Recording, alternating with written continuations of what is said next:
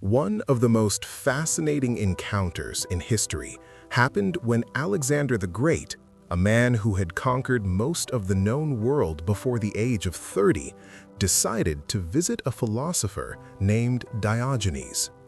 Diogenes wasn't a king, he wasn't rich, he didn't even own a house. He lived in a barrel.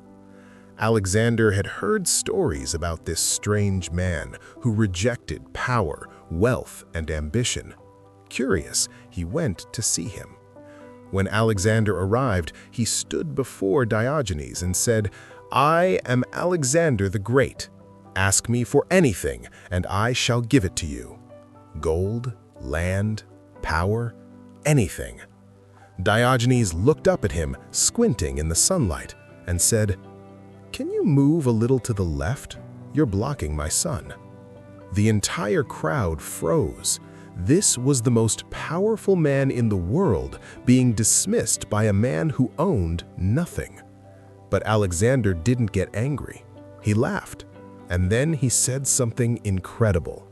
"If I were not Alexander, I would wish to be Diogenes."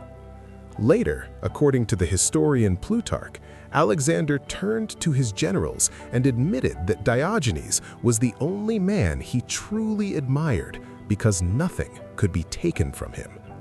Alexander conquered the world, but he was still a slave to ambition. Diogenes owned nothing and was completely free. And that raises a dangerous question. Who was really richer? The man who owned everything, or the man who needed nothing?